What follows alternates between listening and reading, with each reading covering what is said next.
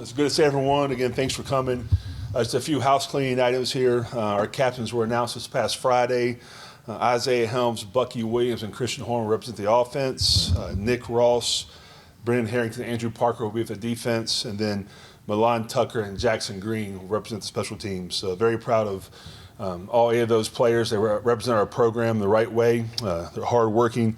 And again, just excited for those guys to lead our football team. Scooby Ford is no longer with our football program. He has moved on. Karan White has taken a medical hardship. He will now serve as a student assistant until he graduates. And Anderson Castle will be out this week due to injuries. So excited to get going. I know everyone's wondering about the starting quarterback. We met last night with both quarterbacks. Again, met this morning. Ryan Berger will be the starting quarterback going to game 1 with Joey backing him up. That's a competition we didn't take lightly. Both quarterbacks can lead our offense and move us down the field and take care of the football. But we felt right now Ryan, the last 4 or 5 days, really taking a big step. So he'll be a starting quarterback against Gardner-Webb. Again, it's great to be here. I mean, talking about it's been a long time since we played a game from last year, and to bring Gardner-Webb, an in-state opponent, here at the Rock this coming Saturday is exciting. So it's be great weather, and we expect a big crowd. So we'll open up for questions. David Ware, 247 Sports. Sean, you mentioned the quarterback decision that was made. What are some of the things maybe that Ryan displayed, you mentioned over the last 4 or 5 days, that kind of separated him and made him the choice for week 1?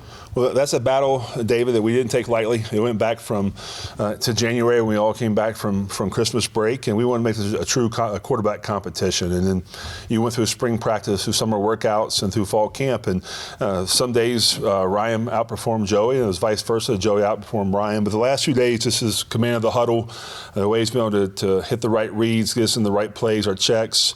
We felt that was the best opportunity for us to win a football game with Ryan as starting quarterback. But again, both quarterbacks competed very well, and we feel very confident we have 2 quarterbacks that can play winning football here at App.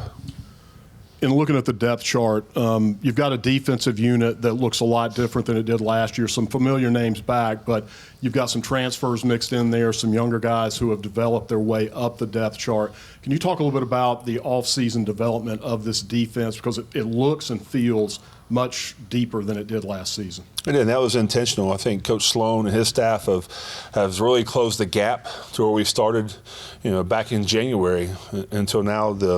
Here right before a game week, the depth was a big issue for us. We went out through the transfer portal and got some guys on the defensive side of the football that can really make an impact for us, either starting or as a backup. And again, if they're back, we're going to play 9, 10 to 12 defensive linemen in game 1.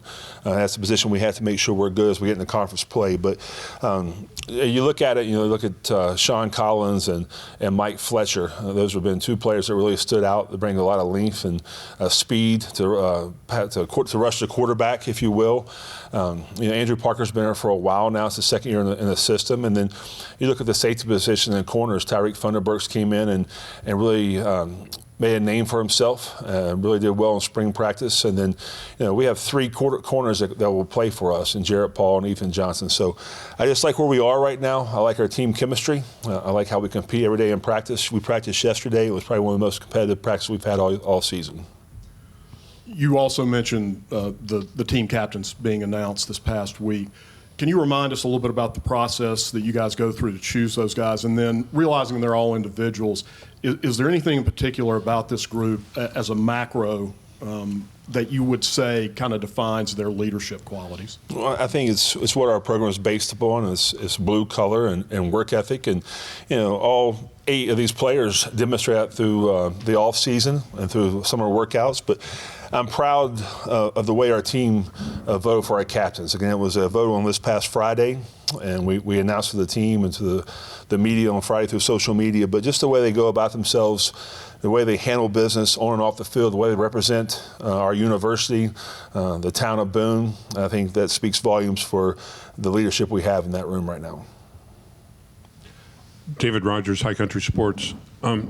You seem to emphasize that the starting quarterback decision was for week 1. Is this going to be does that imply it's going to be an ongoing competition from a week-to-week decision? Yes, it's you have to earn your way to be a starter, and that's every week. That's just not the quarterback position. If we have a player on the defensive line that plays better than a backup that plays better than a starter in the week one, then we'll make a move on the depth chart. There's one thing that both sides of the ball and special teams throughout fall camp, the depth chart moved on a daily basis. And that's great for competition, the way I want to compete on a daily basis. You can't have an off day here at App right now because it will change. But again, no one's safe, even the head coach. So we got to make sure we compete on a weekly basis and put a great product on the football field. Speaking of the depth chart, you've got a number of guys at wide receiver, and you've actually got a couple of guys, probably deeper in the depth chart right now, Cohen Sutton and Coakley, who are young guys with App State pedigrees. Can you speak to their development, where they're at? Yeah, I think the receiving room as a whole is probably the deepest position we have on the field with a lot of returning stars from last year. I think you look at the 5 or 6 guys that are on the depth chart first, and then the young guys. You mentioned Zahn and Cohen, and then we also have Chris Lawson. Those guys have really had stood out throughout fall camp, made some plays, but again, they're still young. And you have to be able to play the game at a high level for a while to make sure you're going to be a player here. So I think in time, those 3 or 4 really stand out for us. But again, we have a lot of depth at that position, and one I'm very excited to watch play on Saturday. Hey, Coach, Ethan Smith, the Appalachian. Can you just talk about maybe trying to keep the locker room focused on this Gardner-Webb team coming up instead of having them look ahead to a rematch with UNC next week? Yeah, the Gardner-Webb game is the game. I mean, we're not looking ahead at anyone. You look at they were 7-6 overall last year, 5-0 in the Big South. You just look at it, the players, the numbers they have, it's mind-boggling in some ways. You look at their defense, 80 tackles for losses last year, 38 sacks. They have 3 preseason All-American players, 10 preseason All-Conference players. And then on the offensive side of the ball, Gaither, the running back, he's dynamic. He's 5'10", 180 pounds, and they're going to make ways to get him the football, either shift him out of the backfield, line up a receiver, unbalanced formations. I think Trey does a really good job of just the way they shift motion and really put your defense in a bind to make sure your gap sound. So there's no looking ahead. This is the biggest game of the season because it's game 1, and we know that we have something to prove. And so our kids aren't looking ahead one bit. It's all about Gardner-Webb, and that's where it'll be all the way through Saturday. Coach David Jackson, Kyle Arnholt seems to have kind of that mountaineer pathway, if you will. Started on special teams a lot of time due to injuries last year. Now he's listed as the starter at inside linebacker. Can you give us a little bit of a taste of what his development has been like, and does he kind of fit that mold of some of those that have earned their way, as you said a moment ago, to now being in a more prominent position? Yeah, I'm very proud of Kyle. People that don't know the story on Kyle, he tore his ACL the last game of the senior season. And came in here. He was behind the 8 ball in some ways, from rehab, from a strength conditioning standpoint, and the way he came to work every single day. Last year, he made his name on special teams and played sparingly throughout some games. And going to fall camp, he was a 2. And like you mentioned earlier, the depth chart's moving every single day, and his play speaks for itself. When you put the tape on throughout fall camp, Kyle Arnholt was a kid that kept on coming up. And we met as a defensive staff, and who gives us the best chance to win now? And that's Kyle playing the linebacker position. Last year, I know you talked a lot about situational football when it came to 4th down, getting off the field and inside territory to keep people out of the red zone. With so many new faces sprinkled into key spots, quarterback being one, new wide receiver rotation, how do you preach situational football to guys that don't necessarily understand last year's context, but you've got a context for where you want the expectation and performance to be?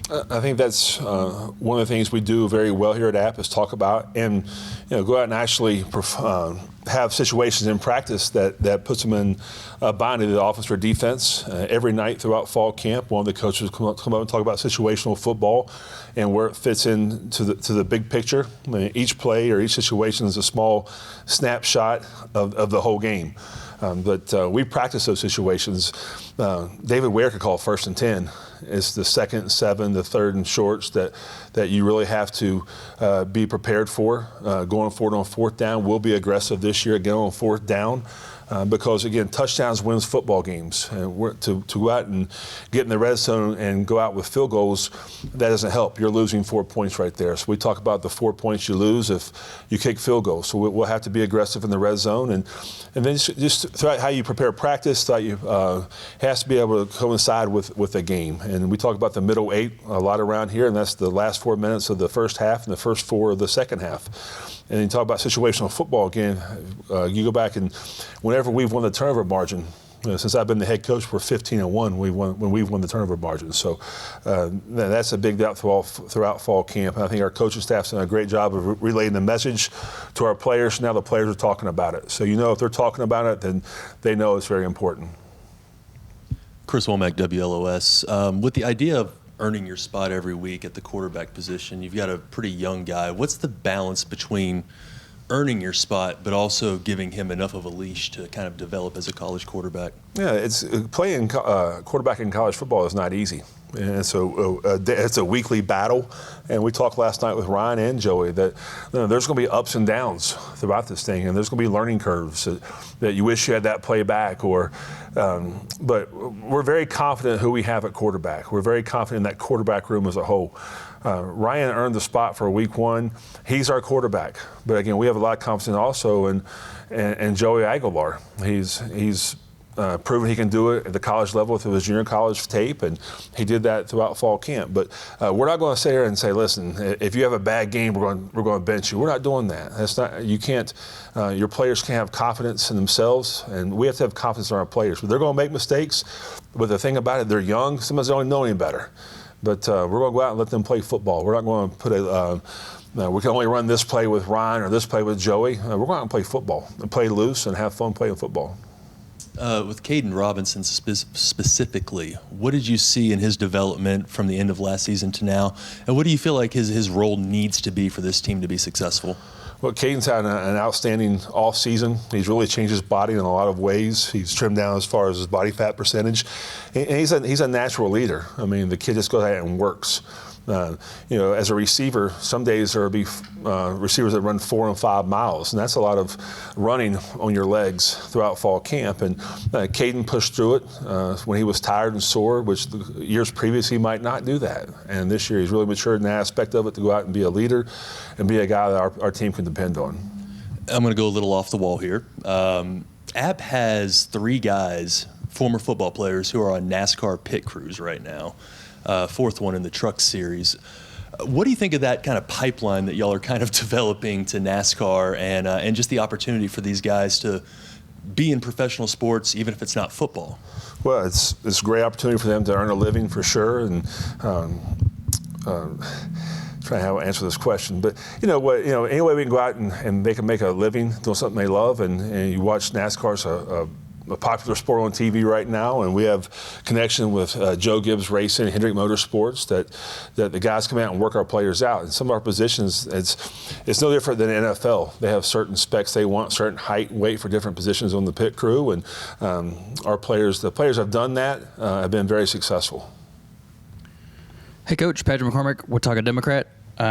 With this game opening up against Gardner-Webb, is there a particular area of focus on the team that you're really key to seeing how they start off the season? For Gardner-Webb or for App State? For your side of the ball, whether offense, defense, special teams, something you're really eager to get a first look at. Yeah, we had our team meeting last night, and we talked about week 0. If you look back at week 0, some of the mistakes that were made, the turnovers, delay of games, not getting lined up the proper way on defense, mental breakdowns, the things that you can show. Hey, this is what happens when you're not prepared. And if any indication of how our practice was yesterday, our guys were locked in. I thought it was one of the most competitive practices we had yesterday. Our kids were locked in, and we're excited to play this season. It's been a long time since the last game we played, and I think everyone in our program has something to prove, including from myself all the way down. That this is not a rebuild, it's not a reload. We're resetting, and I think that our team is taking it to heart, and everything we do now is about this year. Perfect. One more from me is App State actually led the NCAA in percentage of attendance over capacity. How critical is that for success during a football season?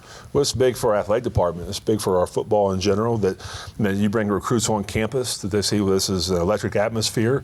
A lot of credit goes to Doug Gill and our staff, how they promote games, but really to our fan base. They're a passionate fan base that expects to win, and that shows on Saturday. And that's that's not always the case in the Sun Belt or around college football, but you're I think 112% capacity of our stadium, and that's a great tool in recruiting. It gives the home field advantage when the opposing team is playing. So the Rock's a special place, and we're very proud of how our fans represent us.